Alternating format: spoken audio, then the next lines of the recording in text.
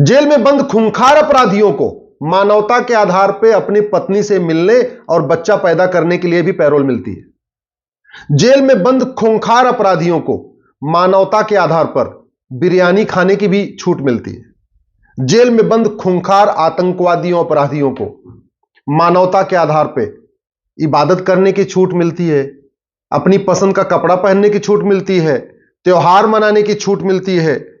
कई बार तो ऐसा देखा कि बड़े बड़े माफियाओं को अपने घर में शादी विवाह अटेंड करने की भी छूट मिली है, पैरोल मिलती है, बेल मिलती है, जमानत मिलती है। कई बार ऐसा भी देखा गया कि माता पिता से मिलने की छूट मिलती है, और केवल सामान्य अपराधियों को नहीं, बड़े बड़े माफियाओं को, आतंकवादियों को, सफेदपोश अपराधियों को, जिन्होंने करोड़ों का कारोबार हेराफेरी किया है, नशा तस्करों को। लेकिन जेल में बंद आशाराम जी को योग, प्राणायाम, नेचुरोपैथी, आयुर्वेद के जरिए अपना इलाज कराने की छूट नहीं मिल रही है।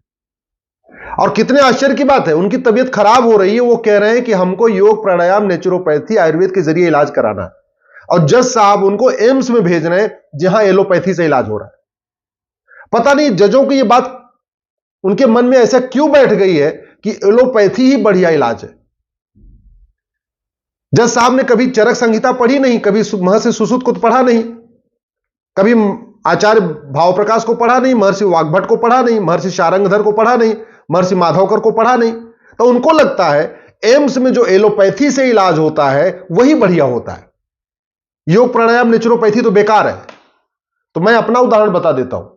मेरे पिताजी का घुटना खराब हो गया था, मैंने दिल्ली के एम्स में दिखाया, उन्होंने बोला कि घुटना ट्रांसप्लांट करना पड़ेगा और इसका कोई इलाज नहीं।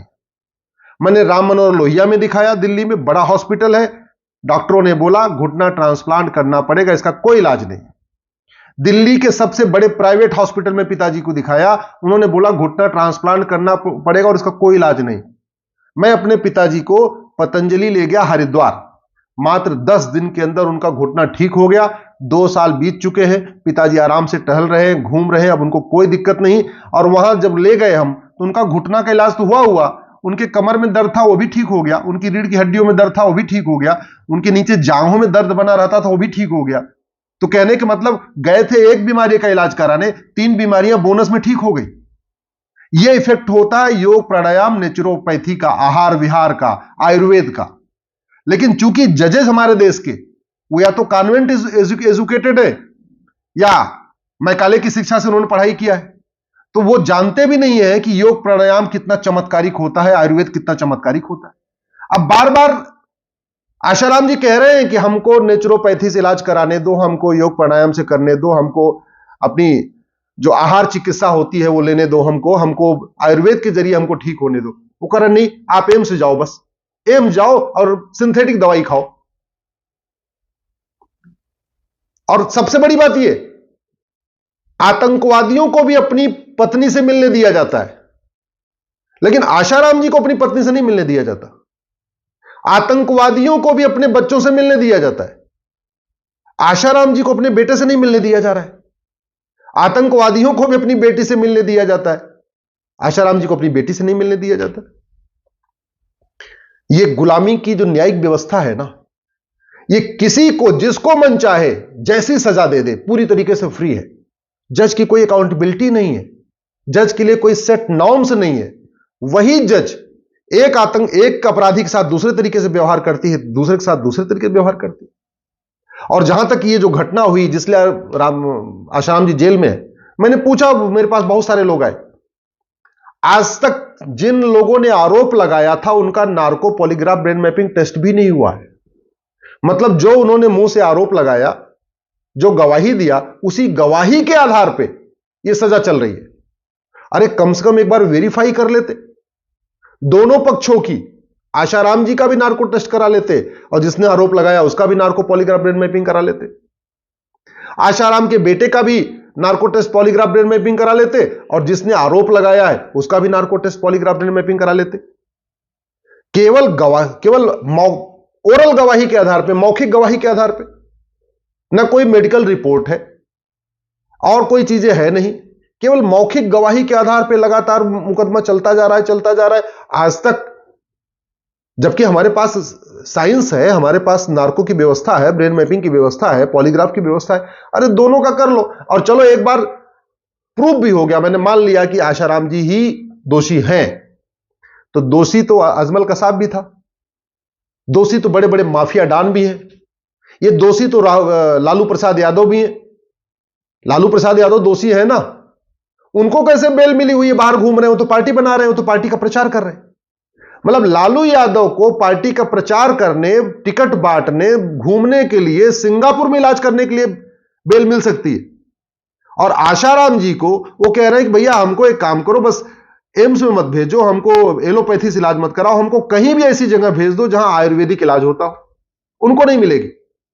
कितने सफेद पोश नेता हैं जो सजा याफ्ता हैं, दोषी हैं और बाहर घूम रहे हैं, पार्टी बना के बैठे हुए हैं, पार्टी अध्यक्ष बन के बैठे हुए।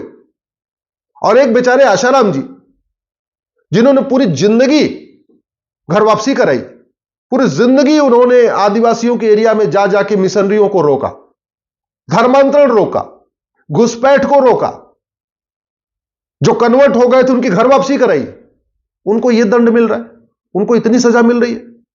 अरे कम से कम उतनी उनको राहत दे देते जितनी लालू यादव को मिली हुई है। आशाराम जी को उतनी राहत दे देते जितनी अजमल कसाब को राहत दिया था। आशाराम जी को उतनी राहत दे देते जितना बाकी हत्यारों को मिलती है, बलात्कारियों को मिलती है। घूसखोर नेताओं, नौकरशाहों को पैरोल मिल सकती है, कमीशनखोरों को, दलालों को जमानत मिल सकती है, पैरोल मिल सकती है।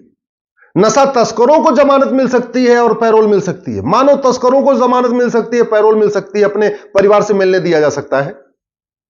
आतंकवादियों को, अलगाववादियों को, जिहादियों को, पत्थरबाजों को अपने परिवार से मिलने दिया जा सकता है।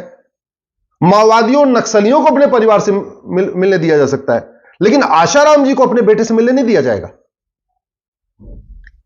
जो भारत में गद्दारी करते हैं, जासूसी करते हैं, देशद्रोह करते हैं, उनको भी अपनी पसंद का भोजन करने, अपने माता पिता से मिलने, अपनी पत्नी से मिलने, त्योहार मनाने, हर चीज के लिए मानवता के नाम पे उनको छूट मिलती है।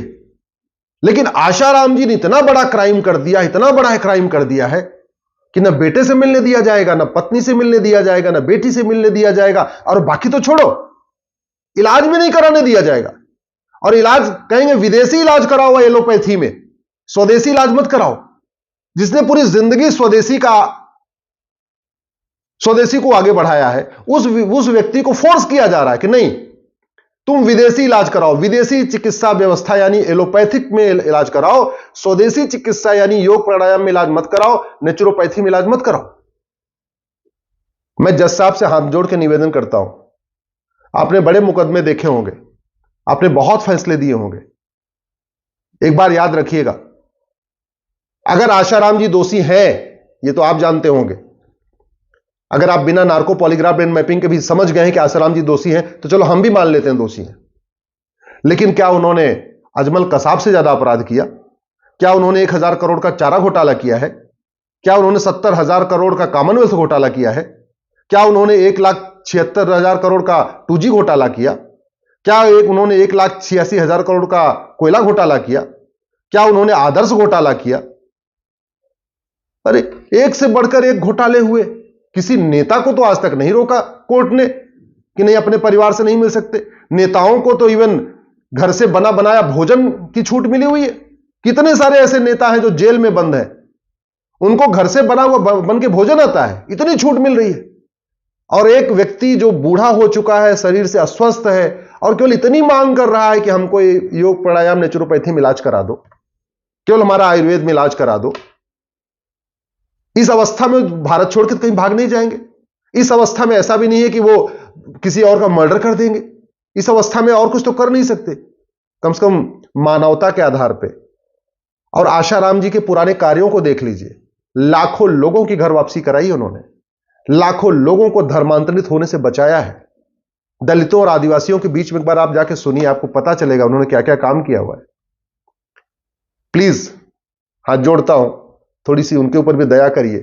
जैसे आतंकवादियों के ऊपर मानवता की दुहाई दे के काम हो रहा है, थोड़ा उनका भी मानवाधिकार है, उनको भी थोड़ा दया दृष्टि कर दीजिए, कम से कम उनको इलाज कराने दीजिए।